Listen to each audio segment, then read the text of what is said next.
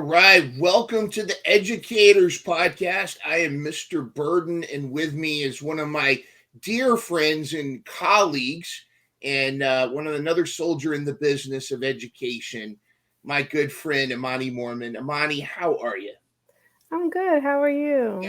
I'm doing great. You can see I have a bigger smile on my face since I retired from the classroom.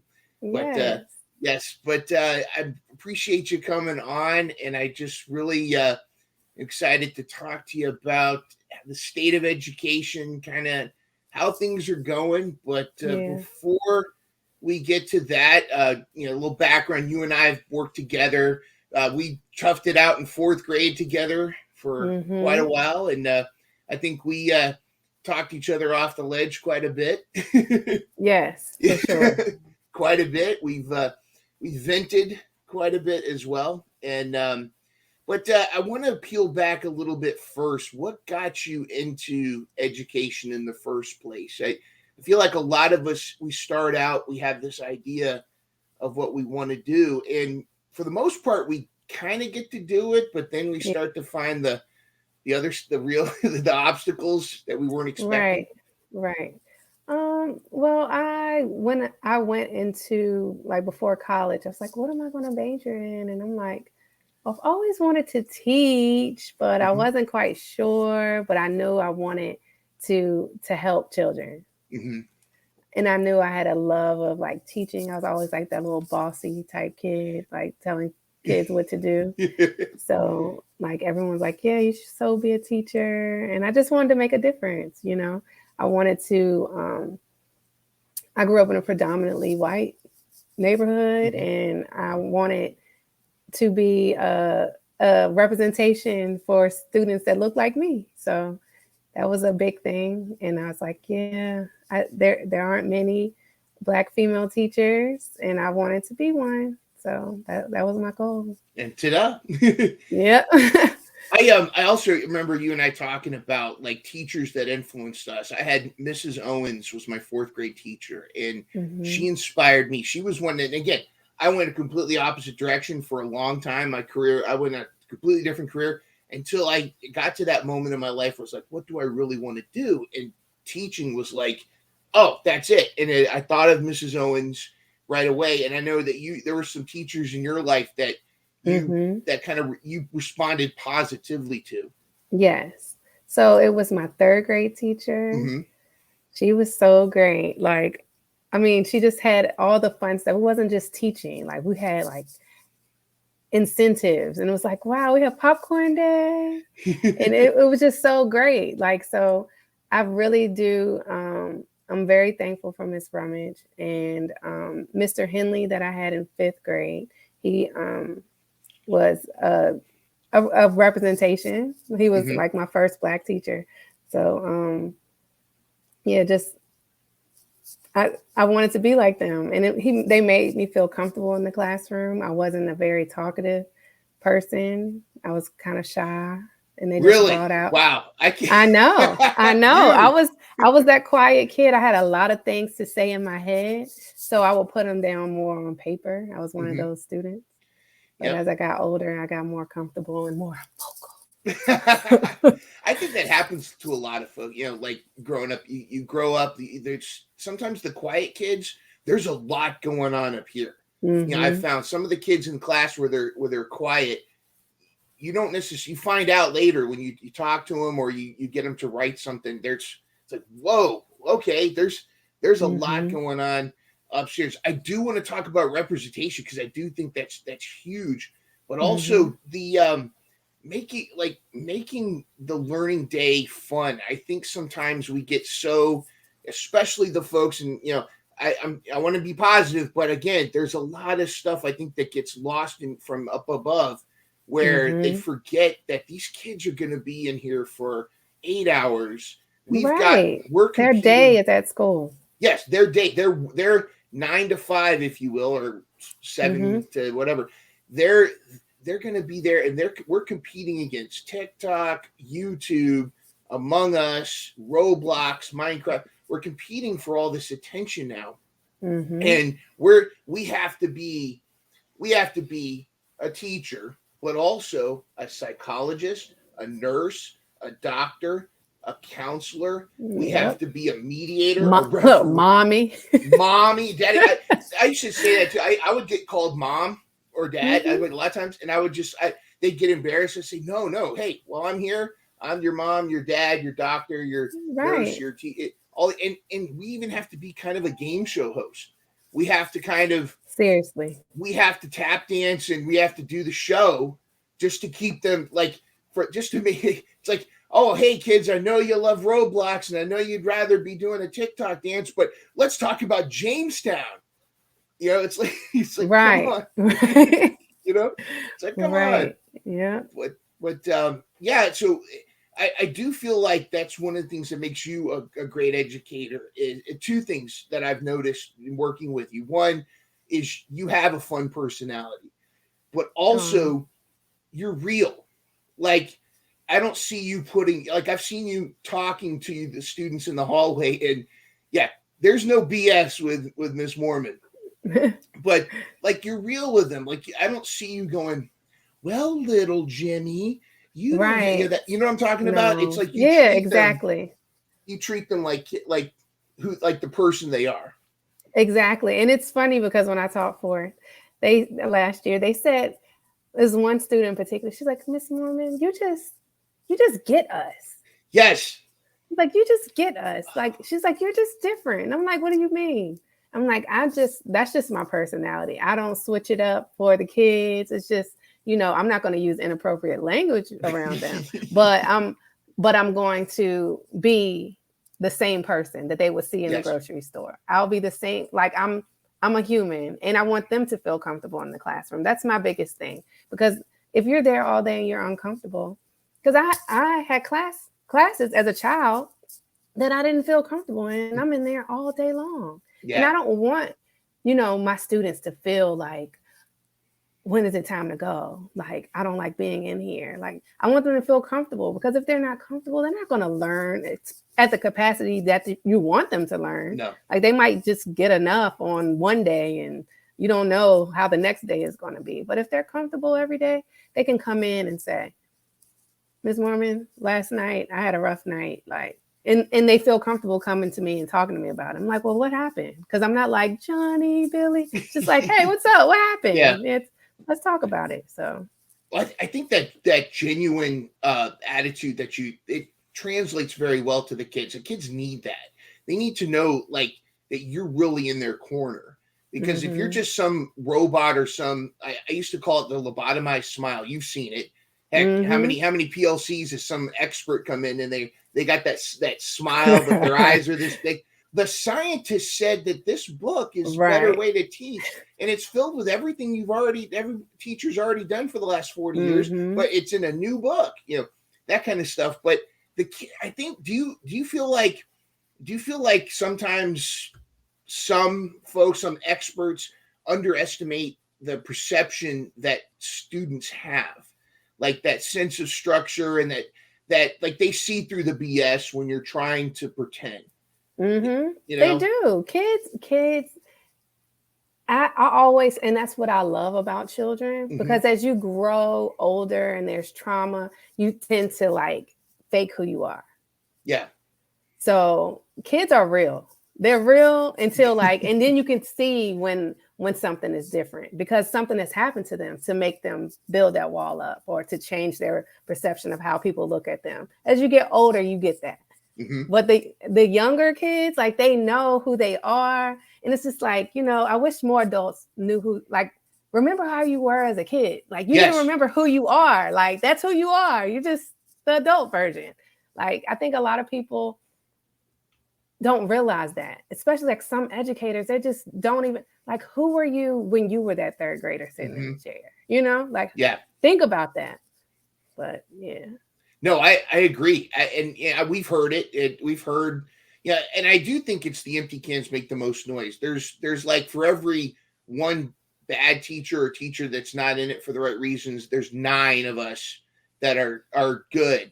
But Right. it's that one, this is a profession that has such an impact on so many kids at such a vital time that Mm-hmm. a bad teacher could really steer, just like a good teacher could really inspire Mm-hmm. that negative attitude, or that fakeness, or that that lack of Mm-hmm. connection could really hurt. And I think, Right. again, not to say that we don't have a lot of other stuff on our plates. I do Right. feel like the students need that, and it's such a vital, especially elementary school. It's such a Mm-hmm. vital age that they need that, they crave that. And I think They do. I think there are folks that forget that kids are a lot more resilient. They're a lot tougher than people think, but also they're a lot more perceptive. They know when you're not feeling it in a lesson. Mm-hmm. I'm sure, like but I think you would agree that if you're real with them, they'll work with you. Like if you just go, they admitting, hey, I'm not, Mr. Burdon's not having, or Miss Moorman's not having a good day today, or Mm-hmm. it humanizes you in their eyes. They honestly, even today, like I was sipping my drink and it went down the wrong pipe, and I just was coughing, like, and a little bit of the juice came out of my Yeah. mouth, and the kids were looking at me like, I was like, Miss Norman is a human, like, mind you, it's kindergarten, so Yeah. I'm like, they're looking at me like, oh, what happened? I'm like, I'm a human being. Have you ever choked on your drink before? They're like, yeah, and I was like, Miss Norman, same thing happened to me. It's Oh, okay. yeah. Yeah, But because those they connections are expect you to important. be so. It's very important, and they just expect you to be a robot. And then and that's one thing that I do like about teaching kindergarten versus fourth grade, because by fourth grade they kind of have a perception of what they think a teacher is, but just Mhm. them experiencing a genuine teacher coming out, because I'll see it a lot in kindergarten, like the ones that are like, "Good morning, boys and girls," but you don't really talk like that. Yeah. Like, I mean, for me, I do say good morning, boys and girls, but I'm not like in character, I'm Yeah. just Miss Moorman. But they I can tell they are very comfortable. Like, my students are very comfortable. So That's tremendous. And that goes miles for their self-esteem. They feel secure because they know it's the real you. yeah. Whereas I think with the good morning, boys and girls, that romper room fakeness, you know what I'm talking about? Right. It's like they know it's fake. They know it's not. It's that uncanny valley. They're like, okay, what's going on here? Mm-hmm. And I've been honest with the kids where, like, I'll get halfway through a lesson and something goes wrong, and I, like, my first couple years teaching, I panic and blah, blah, blah, blah, like this. But then, like, when I started just saying, hey, when was the last time you Uh-huh. tried to log into Among Us and it crashed on you? Well, that's what's going on with Mr. Bird in his lesson. So here's what we're gonna do. That kind of thing. Uh-huh. They appreciate that.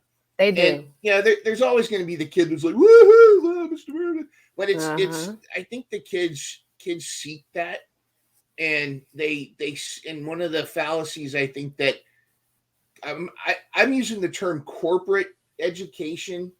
It's kind of a weird name. I'm not sure that's what I really mean, but like the corporate approach to the education system, where it's like top down, like these experts up here that haven't been in a classroom for a long time are telling the folks that are on the front line that know what works how to Yeah. teach. And that Like the curriculum writing.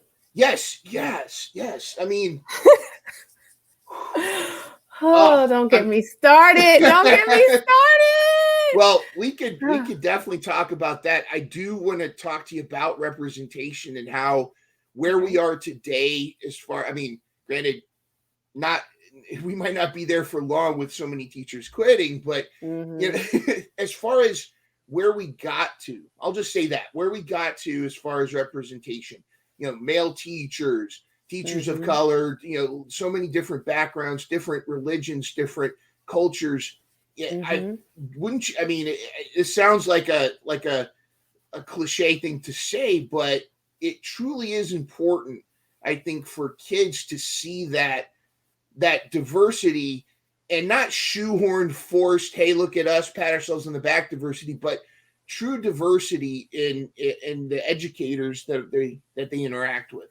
Right. I mean, because that's just making it real again, because Yeah. our classrooms are diverse. The kids are all from all over, and all different backgrounds, all different religions. So it's good to see that the teachers are the same way. Hmm. Like if there's only a certain profile in a building and it's kids from all over the place, that's when you see like problems. Like, Yeah. because teachers can come, we should come together. Like me and you come together. Like, I'm a female, you're a male. I'm black, you're white. Like, and we're coming together and we're talking. Like, we're people. Yes.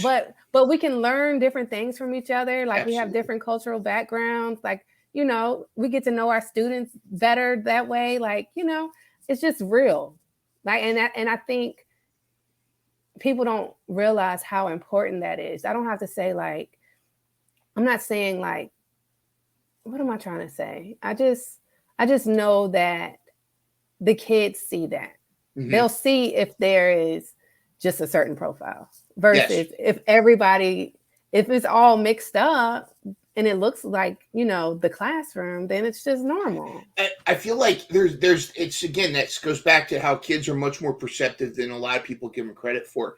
They feel like, well, look at all the diversity, and diversity not just race, color, Right. gender, culture, not just that, but even as far as like interests. Like I've learned so much Right. about anime and manga just from my fourth grade kids that were super into it, and it kind of goes back to getting to know them Mhm. and building that relationship with them at what they're into. And when Mhm. students see such a diversity in the people that are instructing them, I feel like they feel more open to share their culture, their Mhm. experiences, their perspectives. And Right. instead of, like you said, that cookie cutter teacher, which they're kind of like, well, all right, this person's these folks, are they going to get me? But they Right. feel a lot better about that, and I think that's tremendous. And I I feel like I let one of my favorite things to do is during Martin Luther King's birthday is to talk about, all right, kids, we talk about Martin Luther King, we talk about his I Have a Dream speech, and I said, all right, I want you to look around the room. Look around the Mhm. room. I said, this is Martin Luther King's dream. Look at how different each and every one of us are. Look at how Right. what we're all together. We're all, at the time it was, we're all room 42. Uh, Mhm. but we're all in this classroom together. We're all different backgrounds, different situations. Yeah, there's kids with single parents. There's kids with same sex Mhm. parents. There's kids that may not know where they're going to sleep tomorrow. But having Right. that understanding and communication is so vital to kids. It is. It is because it helps them like Mhm. feel comfortable in their environment. I mean, everyone's there to learn, the stuff that they tell us we have to teach. I guess. That now that see that's where this breaks down, and it's such a shame because Mhm. one of the reasons I wanted to start this podcast is that I feel like there's so many of us that are feeling the same way, are in such the same position. I mean, I'm very protective of names, but there have been, I can count on two hands how many tremendous educators I've talked to in the last year that are done and Oh, are me are too. are just so done. And I feel like a lot of things are getting, like, a lot of things are being blamed on COVID. And I'm not saying that the COVID shutdowns didn't factor in, but I feel Mhm. like, and if you agree, a lot of the stuff that's really frustrating us teachers started long before the COVID even was a thing. Yes, And I I feel agree. I feel like we're pushing good teachers out. What are some things, not to open a Pandora's box, Mhm. but what are some things that frustrate you the most with the education system Look, as let me. let me get my CVS receipt, long list. Right. I Oh know it's kind man. of a loaded question, but I mean, I think it's important to have these out there. Mhm. I mean, first thing, Yes. compensation. Ah. Number one. I think that's like a big thing because for me, I tell everyone, like, once I knew that it was something that I needed to get out of, Mm-hmm.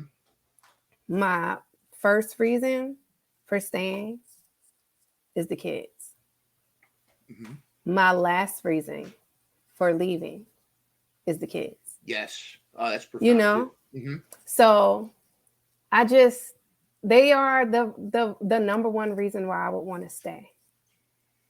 But when it comes to life and like cuz I'm a single mother and the economy and it's a lot. And we have to, like you said, it's so many hats we have to wear throughout the day. And then I have to go home and be mommy too. And then I have to sit here and look at my bills and balance my checkbook. And I'm like, Yeah. what can I do? I need a tutor on the side. I need to do this. I need to do that. And it's like, do I really have the time if I'm putting in all this work to be the best teacher I can be? Because I really care about these kids. You know, it's a lot. It's a lot. So, number one for me is compensation. And then number two, I don't know, like this system is just messed up. Like the way they want us to teach, the way the standardized tests are, like the testing, that stress that the kids are like the kids are stressed out. So then we have to teach them how to not be stressed about the test. That's Number a whole one. separate curriculum, is how to take a test and not be stressed out. Right. Like it is, and it's crazy. It's like, do we just test them all every day so they can just get used to being tested? Like, and do you get do burned that? out. Yeah. Right. Do you do that? Or do you just, I don't know. It's a lot. It's a lot. And the curriculum, how they want you to teach it, like they're trying to tell us what to do. They're like a lot of micromanaging. And it's like, what happened? Did I not go to school for this? Did my degree not kind of, I do want to go back to the compensation topic too, but I think my biggest complaint aside from that is that I didn't feel valued. I have a master's degree in pre-K through 6, and yet I'm being told by somebody that was barely in the classroom that word study is now more important than reading, than guided reading, and that you need to teach, and just like the kids, we're teachers, Mm-hmm. we're experts at checking and catching BS, because Mm-hmm. our kids are trying us all the time. No, Mm-hmm. I didn't go to the water fountain, mouth dripping wet. Right. We're catching that. And then we go into these trainings, and they're shoveling BS down our throats, and we're just like, Yeah. like this is always a funny question. You as a kindergarten teacher, I love this. Who are the learning targets really for? Come on now. Like, like I had to explain that to my assistant. She said, these I can statements, the kids can't read these. I said, it's because we have administrators who come into the room. They have no idea what we're doing. That's the only way they know. Yep. That's the only way they'll know what's going on. I would have so much more appreciation for that if they were honest about it. Exactly. If they flat out said that. And I feel like, and it's a shame I left, but I felt like our most recent principal kind of was in that mentality where it was like, hey, but it just seems like it's like, just tell us that's what you want it for, and then don't try to act like it's vital to teaching. I always thought it was funny. It's like, okay, all right, we're going to start this lesson class. All right, I'm going to teach you vowel sounds, how to read the word cat. But before we start that, here is our learning target that's 20 words long, and that we're going to read it. Like, it's it's like there. I can identify, like in kindergarten. They're like, Miss Mom, what's identify? Yeah. I'm like, what's can? Right. Like, honestly, it's ridiculous. But we turn into these robots now as classroom teachers. It's like, okay. And we're stressed out about an I can statement. Like, because, let me write this down before admin comes in the room. Like, let me make sure I have this up. Because that's going to be the one thing that they say, you didn't have your I can statement up. And I'm like, okay, but was I teaching? Yeah, exactly. Yeah. And that's the question asked. Are these kids going to remember the I can statements that they had, or are they going to remember the lesson? Are they going to remember doing a science experiment with Exactly. water solubility? Or are they going to remember exploring the pyramids with virtual reality? Are they going to Mm-hmm. remember the fun game that you played with word study, or the math game that you played? That's what they remember. They don't remember, hey, you know what? Think I'm the Yeah. valedictorian, and I just want to thank Miss Moorman for that I can statement, because I read that, Right. when I was in kindergarten. If it wasn't for that I can statement, that I can make Play-Doh into words, that Right. I am so glad I'm a success now. Yeah. But that's a good I can statement there. They wouldn't have that. See, That's too good. the I can statements that would actually work aren't what they want. It's like Mm-mm. I can, and then just say what you want them to do. Hey, Yeah. this is what we're going to try to do, and just telling the kids, hey, this is what we're going to try to do. This is what we want Mm-hmm. to try to do for this lesson. And I feel like, not to get the tinfoil hat, but it really feels like it's designed to control from the top down. It's It designed is. it's It is. designed to have, okay, this cookie cut. And I don't know if it's motivated. Well, it's always motivated by money, but I don't know if it's motivated like fear of being sued, or if it's like a control thing. But I feel like we're teaching with both hands behind our back.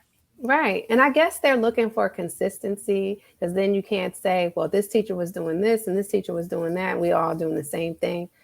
But even still, I just, But then they they, push diversity, like they want us to individualize instruction, because right, every kid is different. right. But they don't want us to be individual teachers. Yeah. That That's why I'm like, I'm gone, because they want a robot. They want a robot. At this point, it's like, really? That's what I guess, like, I don't know. It's like, if I guess anybody off the street, the way they're setting it up, certain people in politics, they talk about how, like, they want people that were in the military to come in and teach. What was the politician that said that? Like, if yeah, they were okay, well, I've heard that before.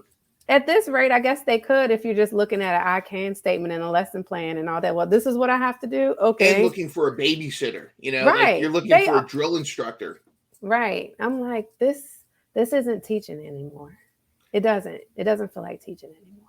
Do you feel like the education system, though, like there's going to be enough of a backlash that it's going to have to evolve? Yes, and I think we are in the beginning stages Mm-hmm. of public education evolving. Like, there's a transformation, and I think honestly it was already kind of getting there, and then COVID happened, and now it's like, I think that's what we're experiencing right now. Mm-hmm. The In the growing meantime, pains of that. yes, and it's sad that the good educators are leaving, and maybe our children will be the next good teachers. I don't I, know. yeah. Well, better have your I can statement ready. Can you Right. imagine being pulled over for a speeding ticket, and the cop, first thing they do is give you their I can statement for For the why they pulled you why they over. pulled you over? All right, I can't explain the speed limit, or yeah, why the speed, or like I was joking with my buddy Shane. We were talking about, what if you wrote IEPs and behavior plans for adults, like Mm. what would the accommodations be for like getting pulled over? You could say, all right, well, this is guy robs a bank, right? guy Mm-hmm. guy guy robs a bank. Ronnie Dobbs runs in. He's got, hey man, we're going, all right, check him up. The police catch him. They're like, all right, now Ronnie, what was the antecedent that caused you to rob that bank? Well, I wanted the money. Oh, so you had financial insecurity. No, Mm-hmm. I had a bunch of beers. No, it's, Right. they go the antecedent. They do this. I mean, I'm not saying that. I'm not trying to make fun of the actual process, like the actual understanding Right. antecedents and such, but I feel like there's a lot of folks that act like they know what they're talking about, and they don't. And we start reinforcing the negative behavior. The joke Mm-hmm. is, the kid, you send the kid to the principal's office, they come back with a piece of candy. Well, you don't have to be BF Skinner to understand. Right. Okay, if they want a piece of candy, they're gonna throw a desk so they can go to the principal's office and get a piece of candy. Exactly. And that Exactly. It's just it's a lot. It's a lot. And now that I have my admin endorsement, it actually pushed me out the door. It pushed me out the door even more. In a good way, though. And congratulations on that, by the way. Thank you. I think you'd make a great administrator. I think your heart and mind is both in the right place. And wherever this future of education is going, I know you're going to be at the top of it. And oh, thank you. Well, I know, and you and I have talked about, the direction where technology is becoming more and more of a thing. I'm teaching right now. I'm currently teaching kids abroad. I'm in my own house. I'm teaching kids in China, in Canada, Japan. They have offered me some teaching kids in Europe, but I have to get up at 5 a.m. to teach, and I'm doing them a favor by not doing that, because this would be me. All right, kids. All right, Mr. Burdon's got to get some coffee in him before. Mr. Burdon, are you dead? No, I'm just. That would be that. But I feel like kind of that evolution of education is kind of heading that way, and I could see you being one of the pioneers. Aww. Well, you too. Oh, yes. Hey. Of course. Yeah. We'll lift each other up in that. But yeah, I feel like, though, and kind of the purpose of this podcast, of why I've started this, it's kind of the prisoner's paradox, or maybe is it paradox or dilemma? Prisoner's dilemma. No, teachers don't want to speak out about what's really going on and what's really happening in education, because the first person to stick their head out gets chopped off. And it's like it's so much. There's so much on teachers' plates. There's so much stress, and there's so much going on that you almost feel like you don't have the energy to then fight the fight. If teachers walked out, if every teacher called in sick tomorrow, you'd have to shut down the school.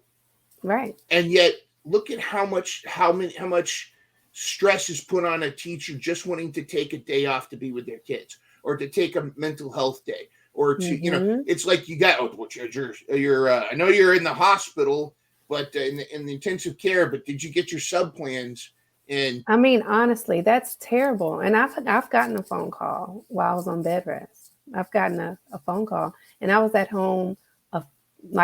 This was before the pandemic. I was at home with what's it, strep? I don't know. I had to take some strong medication. I'm in bed lying down, and my phone is blowing up, and they're telling me about students and their behaviors, and I'm like, I'm home. What do you want me to do about it right now? We have a mutual friend that she was a student whisperer for a particular student, and she was the only one that the student would respond to.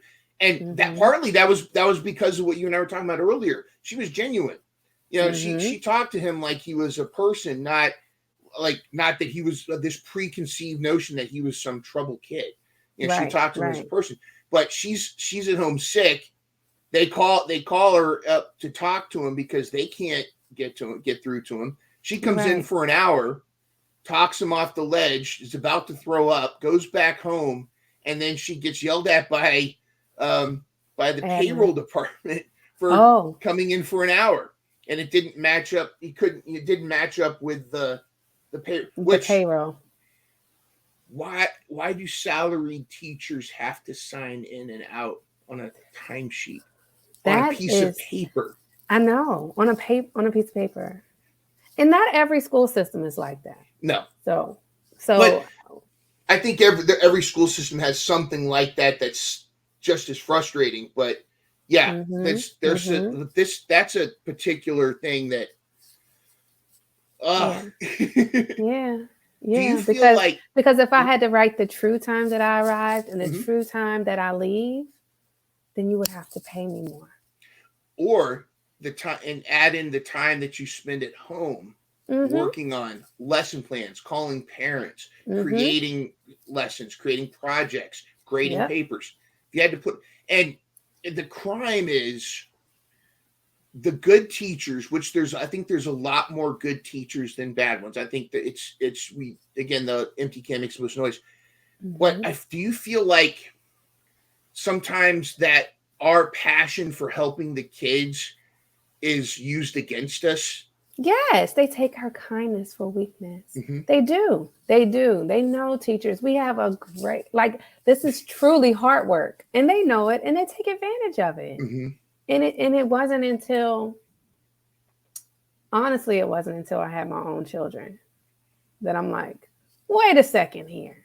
You're using me. Like, like, you're just taking advantage of me. Like, I'm getting walked on here. This isn't right. Like, because I started feeling that guilt. It's like, Yes. oh, I can't do this, or I can't make this plan because I have to do.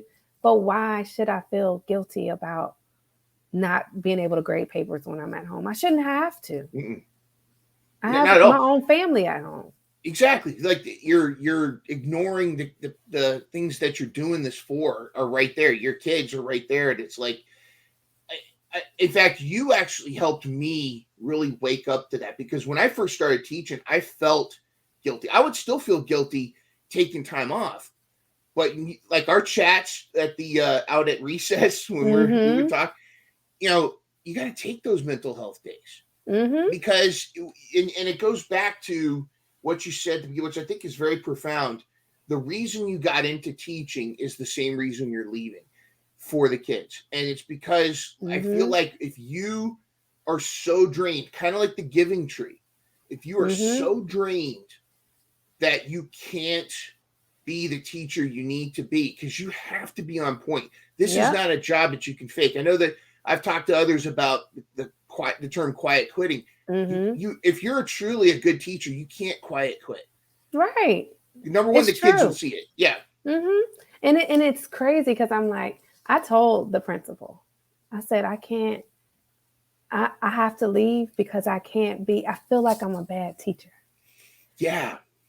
I don't want to feel like that. Yeah. But I don't, I'm not doing the things that I used to do because I can't. It's just, I can't. And it makes me feel so bad. It makes me feel so bad. And it's like, why? I mean, it's messed up that I feel like this, Because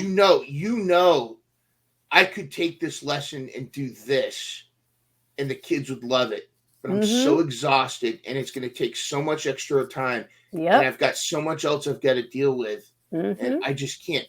And I made a pact with myself. Two things that led me to leaving, and I made a pact when I first started, was the moment I'm not going to let this job kill me.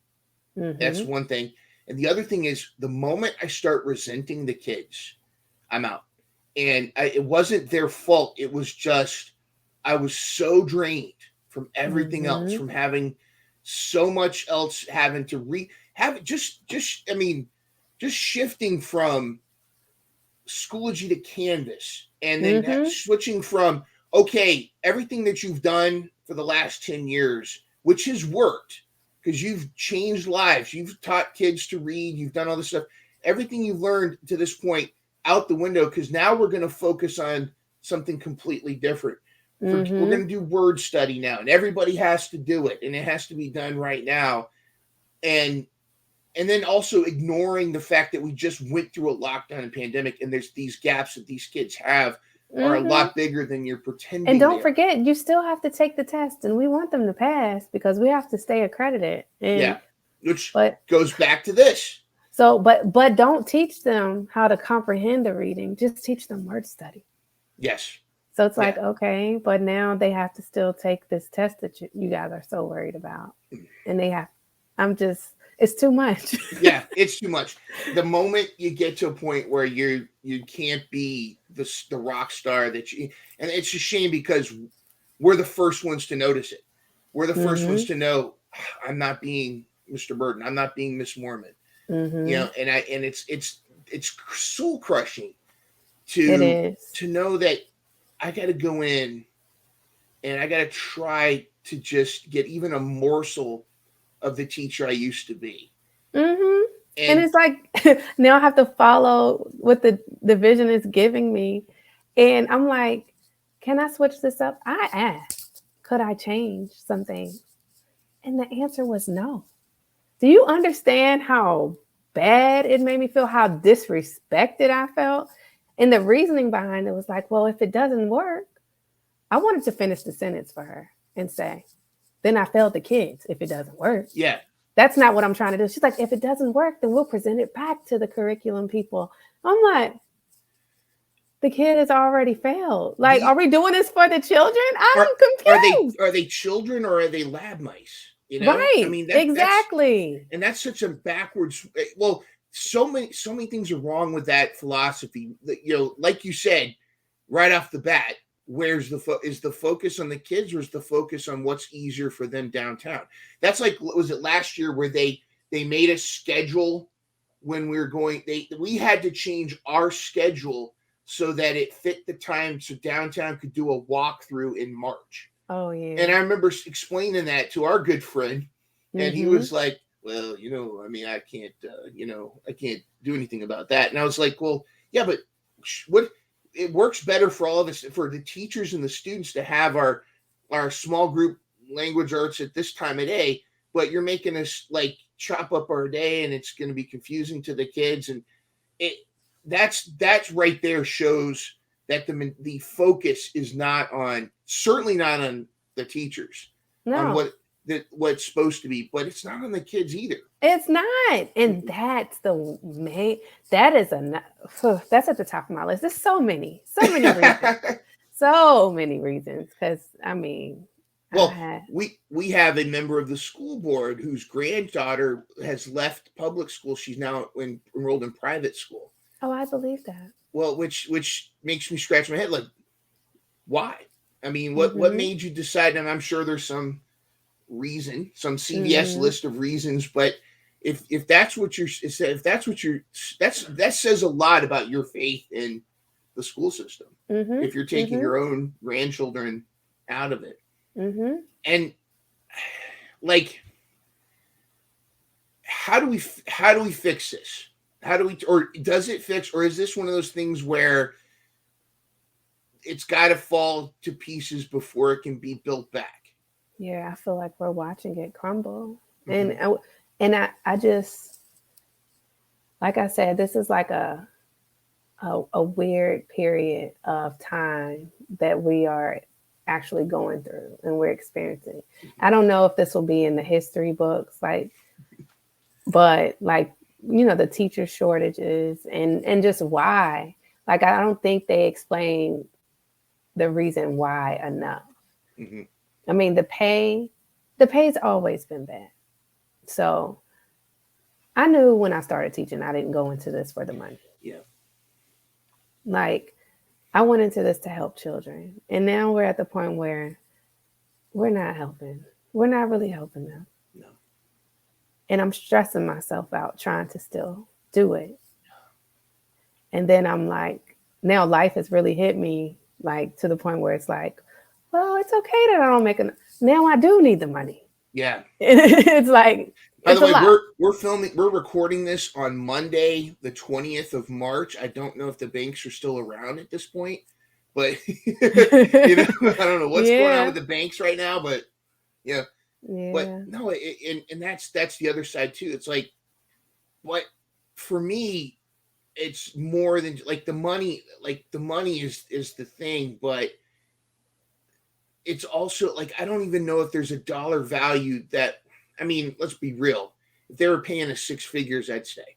But like, I wanted to, like, that's one of the things I asked, and they were talking when one of the union reps came by and they were talking about collective bargaining. We're gonna get $5,000 more a year or something. I'm like, great. That divide that by 12 or divide that by 20 right. You know, different pay periods. I was like, I'd rather just want to love teaching again. And right. Can you imagine if next year they just decided, all right, here's what we're going to do for the next 10 years. We're going to let teachers we're just going to give them what the learning targets, and they don't have to post them anywhere. You decide how you want to teach. These are the things they need. They need to learn these things. You go teach. Give us 10 years and see where these kids are. See how how inspired these kids become, how much they love school. Because teaching was fun when we were just given an objective and I had to create things and I just, I had to be innovative. And it's just like I started thinking about individual students like, oh, they would like this. And it was so much better. And now I'm like, what is this? And kids love when the teacher includes something from their interest. Like, like I had no idea what Yu-Gi-Oh was. But I started throwing that in a couple worksheets and a couple little things I created, and the kids were like, "Oh, that's so cool!" Right. Seeing their name appear in a word problem or story problem, that's and it's a crying shame that teachers like us we're being pushed out because we can't, and that's the thing, we can't be a drone. We can't be the I'm definitely not a robot. Exactly. And you and I know a first year teacher, now second year teacher, that is also seeing that same thing. Another good, it's almost like they're assuming that these young new teachers right out of school are going to be easily programmable. No, even they're seeing this stuff and going, this is BS. No, this is it's disrespectful. Yes. It's just disrespectful. And it's like, if this is what you want, then I have to leave, because maybe that's what they're looking for. They're looking for robots. I'm guessing. I was at PBIS training 2016, and it was this was at the old school I was at, and I was one of the PBIS crew, and we had to go over the summer to this all-day workshop. And I was fine because I was getting ready. I had to renew my license, so I was like, I'm gonna get all these points for this. But I'm sitting there, and we're on a break because they're shoving PBIS down our throats, and and again, PBIS has a lot of good stuff in it. Most of it's stuff that teachers have already been doing for 40 plus years. Correct. But there was this new, and I'd love to know the financial incentive behind this shoving down our throats PBIS thing, or whatever, what the motivations behind it, because there's so many folks that just don't quite understand that. Like, one of the things that I actually got in a nice debate with one of the presenters over the clipper system. Where you have the red, yellow, color, green, red, yellow, and that. And I explained to her, I said, well, my clipper system also had a purple, and it's not the tool, it's how you manage the tool. And what I did is if you build a community around the system, and you also, when a student knows two things: one, if they go to yellow, they have the opportunity to go back to green, or even end the day on purple. On the second, he agrees with me, that dog. But also, like, they know the next day they're going to start on green. It's a new day, or they're going to start a new day. And again, that's a specific debate, but to just throw the baby out with the bathwater, because all I heard was, no, get rid of any kind of behavior system that's in place. We're only going to do these Viking bucks, or these dragon dollars, or these things. Right. That's the only thing we're going to do, and it has to be school-wide, eliminating the individuality of the teacher. Right. And then the other side of that token was, I'm going to the I'm heading to the bathroom, and there was this one table. There's like a bunch of different tables for the different schools, but there was one table. It was all the people from downtown, from the administration. And I'm heading back, and they didn't know this. I was walking by their table, and I heard them say, well, good luck getting a veteran teacher to do that. And then the other person says, yeah, they should just retire. And I heard that statement, and it caught me. And of course, I look over, and the one of the people that said that looked up at me and kind of had this look like, oh, did he hear that? But that stuck with me, and you see the writing on the wall. So many veteran teachers leaving, and it's robbing these kids of these great legends. Because they are great teachers, like great teachers that have put in the years and have put in the time. Now, granted, we have the few that have been there forever, and they're just there babysitting. Well, that's the other token, and that's the other part of the tragedy. If you Mm-hmm. don't leave, you become the villain. If you don't leave, you burn out and you could become one of those teachers All right. that is riding the clock, resents the kids, Mm-hmm. checks the boxes, does what they're told, and you either stress yourself out into illness and death, or you don't stress because you're so numb to it, and the kids, you don't care about the kids anymore. Yep, that's what you see, and that's the dilemma. Yep. How do we get back to where it was? You know, Yeah, I wish I had the answer. I hope collectively I hope collectively we can come up with something, or it may be Rome has to collapse before we can build upon it again. Mm-hmm. And but the biggest tragedy I think is there's so many of us teachers that feel this way, Mm-hmm. and yet it goes back to the prisoner dilemma. Nobody wants to really be the one to speak up because Mm-hmm. then they're targeted.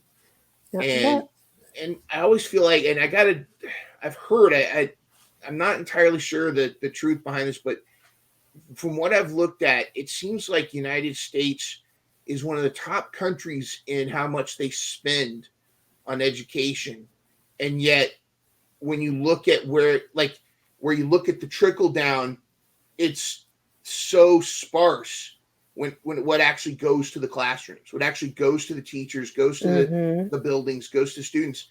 So Mm-hmm. somebody's getting money, Mm-hmm.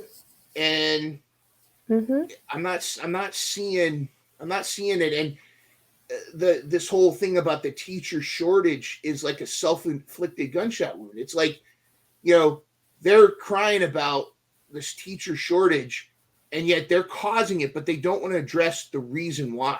Mm-hmm. They're just, Mm-hmm. oh, there's a teacher shortage, there's a sub shortage, and they don't want to address the reason why. Yeah, it's definitely a lot of politics when it comes to it. The politics in it is like of course, like it's just like you said, it's a pyramid. It it's a is. pyramid. It's Amway. It's the it's Yeah. a pyramid scheme. Like it is, and it's sad. It's really sad. I mean, it really is. I mean, it really, really is. Well, let's turn this around. I want to ask you, what has been your most positive? What are some of your most positive experiences teaching?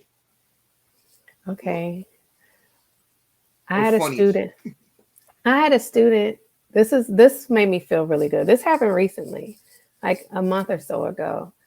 I had someone reach out to me, found me on social media, and said, "Do you still want that graduation ticket?" And I was like, "Ah!" Student that I taught third grade. Oh, that's so awesome. Yep, that made me feel great. It See, did. that's what it's Yeah, about. See, yeah. don't abuse that to us teachers, because that's the mojo. Right. That's the Yeah, oh that right there, it warmed my heart. I was just like, he remembered because I mean, he had so many stories for me, like, oh, I wish you had my brother. That's what he told me. He's like, I wish you had my brother when he was in third grade. And I'm like, well, what's your brother doing now? And unfortunately he's incarcerated. And but he said, you just don't know how big of an impact you had on my life. And I was like, wow, like that just made me feel so good. And I'm just excited. And I was like, send it to the school. I will not give my address to the kids. right. No, you're not gonna come find me, but yeah, we'll talk. Yeah. We'll send it to Yeah. a PO box or something. I will definitely be there. As soon as I get that graduation ticket, I will be there with some balloons for him. I'm so happy for him. Well, Imani, it has been such a pleasure to reconnect with you. I'd love to have you back on many times. I'd love to have Yeah. you come on. Maybe we could even get the old gang back together, Yes, and that would be great. let's get Lindsay and let's get Gilmore and Phillips on with us too, Yeah. and I think that would be fun. we could talk about the language arts plans. Oh wow. Yeah. Whew. It's just wow. You wouldn't think that we knew the English language the way they type it out. You'd be surprised. I know it's surprising. Imani, any final words of wisdom or inspiration for all of us teachers out there trying to trying to get the grind going. Just remember why you do it and prioritize yourself. Yes. That's the biggest thing. Take Take time care for of you. yourself. Yes, absolutely. Yeah. Well, Imani, thanks again. Thanks everybody for listening to Educators Podcast. I am Mr. Burdon, and we'll see you next time. Imani's socials right here. Miss Moorman's socials are going to be right here, and It is? but not her Okay. address. Her address won't be there. No, But no. yeah, definitely make sure tune in, like, share, subscribe, and all that jazz. Also, check out Mr. Burdon's Twitch channel. I am going to be helping folks with homework or stuff that they need help with, like comparing fractions, and we might even do a little Jackbox game, some learning games. Miss Moorman, you're invited as well. We actually last night, me and a couple teachers were playing this game called Quiplash, and we made Okay. a teacher's version. So like it's kind of like Mad Libs, but you got to kind of come up with something like jeans passes, or it was all Uh-huh. inside teacher jokes, and we had a blast. So Oh, that's cute. That sounds fun. all right, well, take care, everybody. Take care of yourself, and keep being you. Be the genuine you that everybody loves.